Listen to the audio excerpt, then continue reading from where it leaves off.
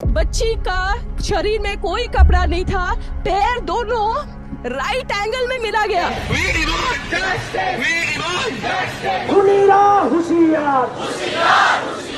चश्मे को कूटा गया, जिसके वजह से आंखों से खून निकल गया, गला दबाकर मारा गया। यत्र नर्यास्तु पूजयन्ते रमन्ते तत्र देवता, यत्र तास्तु न पूजयन्ते सर्वस्त्र फला क्रिया। अर्थात जहाँ स्त्रियों की पूजा होती है वहाँ देवता निवास करते हैं, और जहाँ स्त्रियों की पूजा नहीं होती उनका सम्मान नहीं होता, वहाँ किए गए समस्त अच्छे कर्म भी निष्फल हो जाते हैं। मुझे ये बात कहने में कोई शर्म नहीं है कि मेरे भारत देश में नारियों की सबसे ज्यादा पूजा भी होती है और नारियों के साथ सबसे ज्यादा हैवानियत भी होती है। हाल ही में कोलकाता में हुआ रेप केस इसका सबसे बड़ा एग्जाम्पल है। The horrific Kolkata rape and murder of a junior doctor was found dead inside a government-run medical college and hospital's seminar hall in Kolkata. नहीं, मेरी लड़की ने सुसाइड कर दिया है, ये खबर आई है। हाथ जोड़ती रही, माँ बाप हाथ जोड़ते रहे, हमें एक बार दिखाओ, हमारी बच्ची का मुंह एक बार दिखाओ। हमको नहीं दिखाया गया। वो बहुत होनहार थी, उसके पेरेंट्स और उसका सपना पूरा हो गया था। दिन रात कड़ी मेहनत के बाद वो आखिरकार डॉक्टर बन गई थी।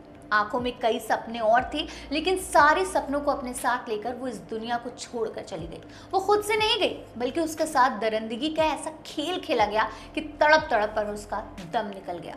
उसके चेहरे से लेकर पांव तक कई जख्म थे, प्राइवेट पार्ट से खून बह रहा था, गर्दन के पास, गला और होठों पर चबाने के निशान थे।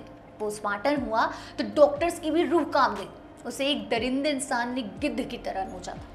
उसके मुंह में कपड़ा ठूस कर उसके साथ हैवानियत की गई। एक दो बार नहीं बल्कि कई बार रेप किया गया। ऐसा नहीं कि उसने बचने की कोशिश नहीं की होगी, वो खूब लड़ी, लेकिन वो जिंदा नहीं बच पाई। उसकी लाश को जिसने भी देखा वो रो पड़ा। ये दर्दनाक कहानी है पश्चिम बंगाल की राजधानी कोलकाता में सरकारी मेडिकल कॉलेज में काम करने वाली एक ट्रेनी डॉक्टर की।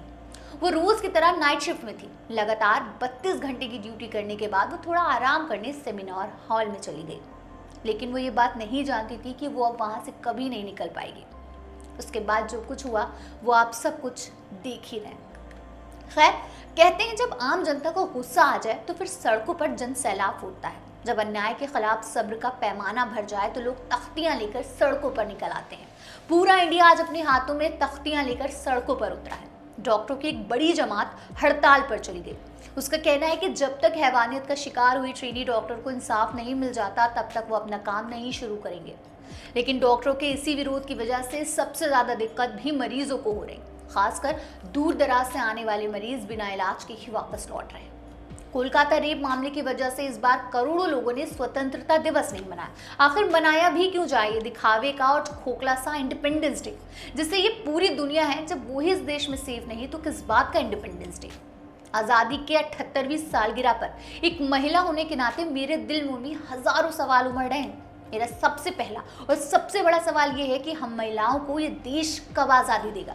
मैं चलती बस में, पब्लिक ट्रांसपोर्ट में, अपने ऑफिस में या अपने घर में मैं अपना स्वतंत्रता दिवस कहाँ मनाऊं? मेरी आज़ादी कहाँ बंद है? आखिर सालों से हम अपनी बेटियों को दूसरे घर के लिए तैयार करते आ रहे हैं, पर क्यों हम अपने बेटों को सड़कों पर चलने के लिए, ऑफिस में काम करने के लिए तैयार नहीं कर पा रहे? क्यों हम उन्हें नहीं सिखा पा रहे एक आज़ाद औरत का सम्मान करना तुम्हारी जिम्मेदारी है? चोरी, डकैती या हत्या की तरह बलात्कार सिर्फ एक क्रिमिनल एक्टिविटी नहीं है, बल्कि ये सोशल सिस्टम के वेलफेयर का नंगा सच है। आप सालों से औरतों को सही तरीके से बिहेव कैसे किया जाए, क्या पहनना है, जैसी फिजूल सी चीजें सिखा रहे हैं, पर एक समाज में ऐसे मर्द क्यों नहीं हमें नजर नहीं आते कि जो बलात्कार की इस भयावह घटना को अंजाम देने से पहले अपनी उस माँ को अपने ख्याल में नहीं लाते जिसने उसे जन्म दिया है। हाँ, एक दलील ये भी है कि not all man are same. वाकई बिल्कुल सही है, सभी मर्द ऐसे नहीं है, पर मैं पहचानूं कैसे? मैं अस्पताल में, ऑफिस में या किसी भी ऐसी जगह ड्यूटी करने में जाऊं तो मैं कैसे समझ पाऊं कि हाँ, ये मर्द सेम नहीं है?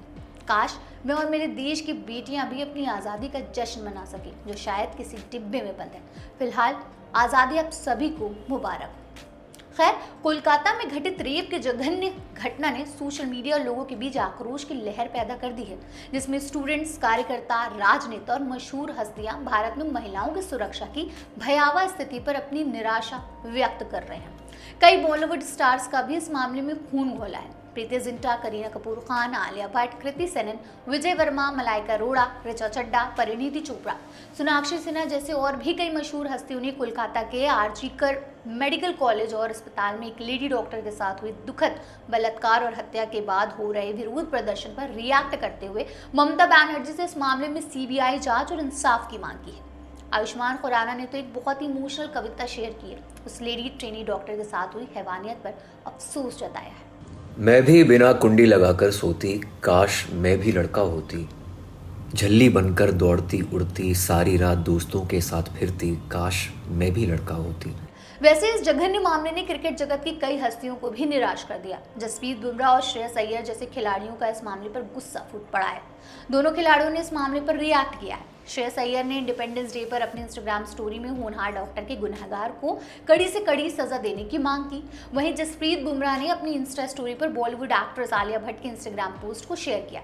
इस पोस्ट में लिखा था कि महिलाओं को अपना रास्ता बदलने के लिए मत कहो, बल्कि रास्तों को ही बदलो, क्योंकि हर महिला इससे बेहतर की हकदार है। बहरहाल आखिर में मैं आपको ये याद दिलाना चाहूंगी कि हैवानियत की हदें लांघी जा रही हैं। महिलाओं की अस्मिता का जनाजा निकाला जा रहा है। कश्मीर से कन्याकुमारी तक महिलाएं असुरक्षित हैं। आज हर जगह दुशासन महिलाओं की इज्जत नीलाम कर रहे हैं। विश्वगुरु कहलाने वाले भारत में महिलाओं पर जुल्मों की सूची लंबी होती जा रही है। आधी आबादी पर बढ़ते अत्याचार देश के लिए अशुभ संकेत है।